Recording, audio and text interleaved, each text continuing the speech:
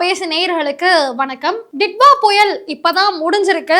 சென்னை அதனால ரொம்பவே கடுமையா பாதிக்கப்பட்டது. சென்னையில இருக்கக்கூடிய பல்வேறு ஏரியாக்கள் நீர்ல மிதக்கினதையுமே நம்மளால பார்க்க முடிஞ்சது.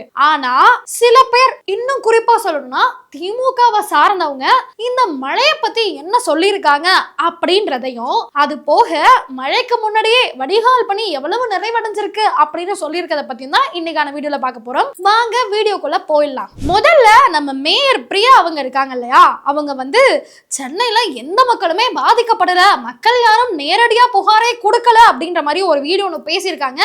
அதை முதல்ல பார்த்துருவோம், பார்த்துட்டு அதுக்கப்புறம் பேசலாம். இது வரைக்கும் எந்த ஒரு பகுதியிலும் பொதுமக்கள் அப்படி இடமாற்றக்கூடிய சூழல் இன்னும் ஏற்படல. ஏன்னா அந்த அளவுக்கு தண்ணி தேக்கம் பெரிதாக ஏற்படவில்லை. சென்னையில இருக்கக்கூடிய பல்வேறு ஏரியாக்கள், குறிப்பா சொல்லணும் அப்படின்னா வட சென்னையில இருக்கக்கூடிய பல்வேறு ஏரியாக்கள் தண்ணீர்ல தத்தளிச்சதை நம்மளாலேயே பார்க்க முடிஞ்சது. ஆனா மேயர் அவர்கள் என்ன சொல்றாங்க அப்படின்னா, அந்த அளவுக்கு வெள்ள பாதிப்பு அப்படின்றது இல்லைங்க, பொதுமக்களை இடமாற்றம் பண்ற அளவுக்கு பாதிப்புன்றது இல்ல. அதுவும் இல்லாம மக்கள் யாரும் நேரடியா கஷ்டப்படல, புகார் கொடுக்கல, புகார் தெரிவிக்கல அப்படின்ற மாதிரி ஒரு விஷயத்த சொல்லியிருக்காங்க. ஆனா சென்னை இந்த டிட்வா புயலப்ப எப்படி இருந்தது அப்படின்றத பாருங்க.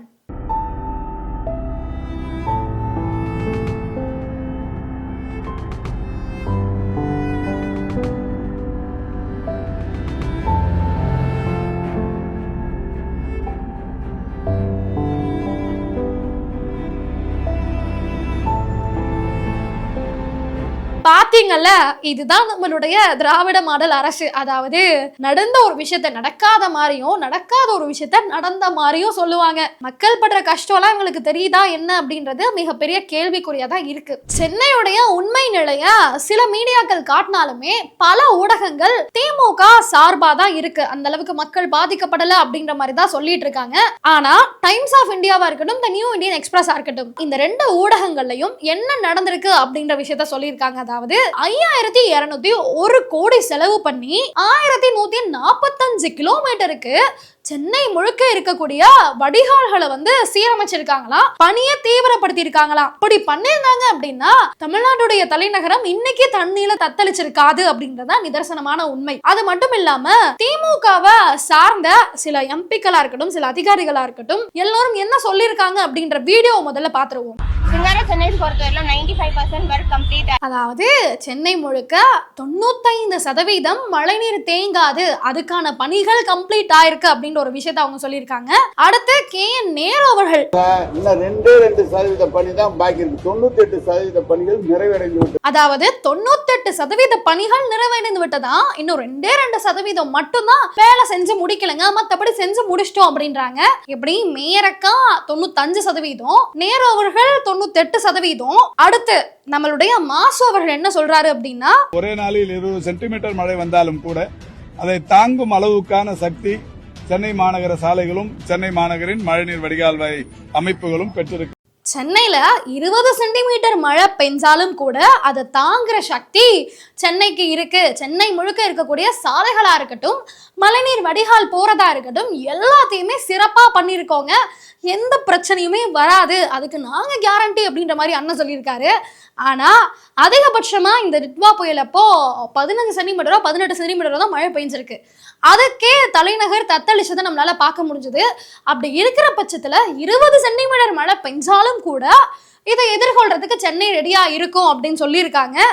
இதுல இருந்து என்ன தெரியுது, பணிகள் எதுவும் ஒழுங்கா நிறைவடையல அப்படின்றத சொல்லாம சொல்லியிருக்காங்க போல. அதாவது நீங்களே பார்த்திருப்பீங்க, திமுகல இருக்கக்கூடிய அதிகாரிகள், நிர்வாகிகள், எம்பிக்கள், மேயர், இவங்களுக்கே எந்த அளவுக்கு சென்னையில இருக்கக்கூடிய மழைநீர் வடிகால் பணி நிறைவடைஞ்சிருக்கு அப்படின்றது சரியா தெரியல. 95ன்னு ஒருத்தவங்க சொல்றாங்க, 98ன்னு ஒருத்தவங்க சொல்றாங்க, 99ன்னு ஒருத்தவங்க சொல்றாங்க. ஆக மொத்தம் ஒண்ணு கூட நடக்கல அப்படின்றத சொல்லாம சொல்றாங்க போல. மக்கள் தான் அதை யாரும் புரிஞ்சுக்கலன்னு நினைக்கிறேன்.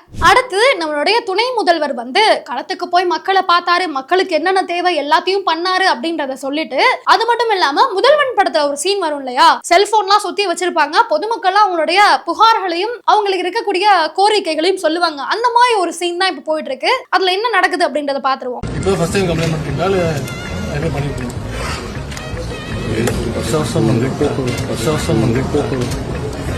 அதாவது ஒருத்தவங்க புகார் சொல்றதுக்காக கால் பண்றாங்க. இப்பதான் முதல் முறையா கால் பண்றீங்களா அப்படின்னு நம்ம உதயநிதி அவர்கள் கேக்குறாங்க. அதுக்கு வருஷம் கால் பண்றாங்க சொல்லாம என்ன சொல்றாங்க அப்படின்னா, ஒரு தடவை ஒரு வருஷம் இல்லைங்க, வருஷம் உங்களுக்கு கால் பண்ணிட்டு தான் இருக்கேன், ஆனா எங்க ஏரியாவோட நிலைமை அப்படின்றது இன்ன வர மாறவே இல்லை அப்படின்றது தான் அவங்க எப்படி எடுத்துக்கணும். ஆனா அண்ணன் வருஷம் கால் பண்றீங்களா அப்படின்னு சிரிச்சுக்கிட்டே கேட்டிருக்காரு. சோ இதுதான் தமிழ்நாடுடைய தற்போதைய நிலைமைன்னே சொல்லலாம். அடுத்தது நம்மளுடைய முதல்வர் இருக்காரு இல்லையா, அவர்கிட்ட 2022, 24, 25 இந்த 3 வருடங்களையும் மழையை எப்படி எதிர்கொள்ள போறீங்க அப்படின்னு கேட்டதுக்கு தலைவர் பதில் சொல்லியிருக்காரு. அதை பார்த்துருவோம். இப்படிப்பட்ட மழை வந்தாலும் அதை சமாளிக்கக்கூடிய அளவுக்கு பணிகள் நடந்தது. எந்த மழை வந்தாலும் சமாளிப்பதற்கு இந்த அரசு தயாராக இருக்கிறது. விதமான பெரிய மழை வந்தாலும் அதை சமாளிப்பதற்கு இந்த அரசு தயாராக.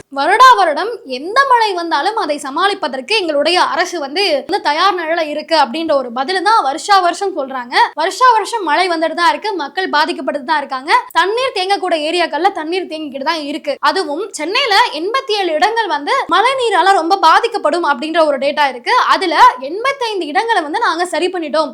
மீதமுள்ள 2 இடங்கள்ல தான் பணிகள் முழுவதுமா நடைபெறல. மத்த 85 இடங்கள்லயுமே பணிகள் நடைபெற்றுச்சு. அங்கெல்லாம் தண்ணீர் தேங்காது அப்படின்ற ஒரு கருத்தை சொல்லி இருந்தாங்க. ஆனா உண்மை என்னன்னா எல்லா இடங்களும் அதே மாதிரி தான் இருக்கு. ஏன்னா நம்மளுடைய பேசு தமிழா பேசு சேனல்ல இருந்து நானே போயிருந்தேன். வட சென்னை பக்கம் இருக்கக்கூடிய சில ஏரியாக்களுக்கு போயிட்டு அங்க என்ன நிலைமை அப்படின்னு கேட்கும்பொழுது அங்க இருக்கக்கூடிய மக்கள்லாம் பாபம் வரல, உதயநிதி ஸ்டாலினும் வரல, அவர் இனிமே அங்க வருவாரா? எந்த வருவாரா?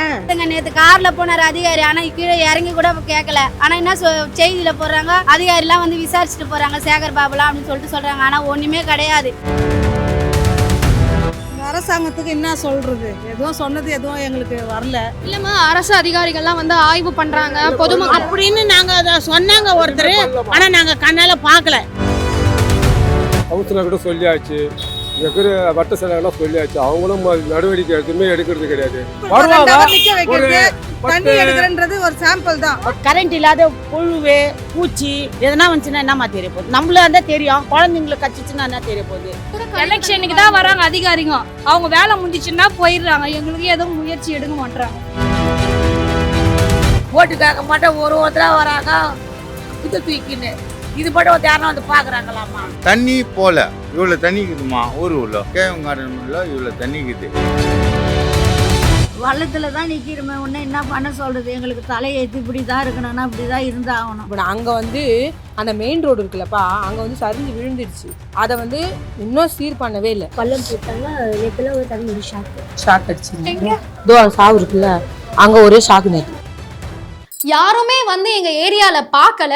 சாப்பாடு குடுக்குறாங்க, ஆனா எப்பனா நாங்க எல்லாம் தூங்கின பிறகு நைட்டு 12 மணிக்கோ 1 மணிக்கோ டக் டக்குன்னு சத்தம் போடுறாங்க, சாப்பாடு வந்திருக்குன்னு கத்துறாங்க. 1 மணி 2 மணிக்கு யாருங்க போய் சாப்பாடு வாங்குவா, யாரு சாப்பிடுவா? அதுவும் இல்லாம அந்த சுற்று வட்டாரங்கள்ல அத்தியாவசிய பொருட்கள் கிடைக்கக்கூடிய கடை கூட இல்ல. ஏன்னா எல்லாமே தண்ணியில் அந்த அளவுக்கு மூழ்கி இருந்துச்சு. வீடுகள்ல கூட தண்ணீர் புகுந்து இருந்துச்சு. தூங்குறதுக்கே அவங்க ரொம்ப கஷ்டப்படுறோம்னாங்க. அதுவும் இல்லாம அங்க கழிவறை எல்லா வீட்லயும் கிடையாது. காமனா இருக்கக்கூடிய பப்ளிக் டாய்லெட்ஸ் தான் எல்லாருமே பயன்படுத்துறோம். அங்கேயுமே கூட சுத்தமா இல்ல. இந்த மழையால ரொம்பவே மோசமான நிலையில இருக்கு. அத கூட பார்க்கல. கடந்த 2-3 நாட்களா எங்க வீட்ல கரண்ட் இல்ல, குழந்தைங்களுக்கு கூட பால் கூட இல்ல. அந்த அளவுக்கு கஷ்டப்பட்டுட்டு இருக்கோம். திமுக இருந்தா சரி, அந்த ஏரியால இருக்கக்கூடிய அதிகாரிகளா சரி, யாருமே பார்க்கல. இது இந்த வருடம் மட்டும் கிடையாது, வருடம் எங்கள் ஏரியாக்களுடைய நிலைமை இதுதான் அப்படின்றத நம்ம வீடியோல என்கிட்டயே சொன்னதை நானே கேட்டேன். ஆனா இப்படி இருக்கும் பொழுது இவங்க சொல்லக்கூடிய பதில் என்னன்னா, 95% பணிகள் நிறைவு, 98% பணிகள் நிறைவு, 99% பணிகள் நிறைவு, 20 சென்டிமீட்டருக்கு மேல மழை வந்தாலும் எதிர்கொள்ள நாங்க ரெடி அப்படின்ற ஒரு கருத்தை தான் திரும்ப பதிவு பண்ணிட்டு வராங்க. இது எந்த அளவுக்கு உண்மையா இருக்கும் அப்படின்றது தெரியல. இதை குறித்து நீங்க என்ன நினைக்கிறீங்க அப்படின்ற உங்களுடைய கருத்துக்களை மறக்காம கமெண்ட் செக்ஷன்ல பதிவு பண்ணுங்க. நன்றி. உலக தமிழ் சொந்தங்களுக்கு வணக்கம். நான் ராஜவேல் நாகராஜன். பேசு தமிழா பேசு வலையொலியுடைய வளர்ச்சிக்கு நீங்களும் உறுதுணையா இருக்கணும்னு நினைச்சீங்கன்னா இந்த வீடியோடைய டிஸ்கிரிப்ஷனில் இருக்கக்கூடிய ரேசர் பே லிங்கை கிளிக் பண்ணுங்கள். அந்த லிங்க்கில் போயிட்டு உங்களுக்கு விருப்பமான தொகையை பேசு தமிழா பேசுவனுடைய வளர்ச்சிக்கு உங்களுடைய பங்களிப்பாக நீங்கள் கொடுக்கலாம். நன்றி, வணக்கம்.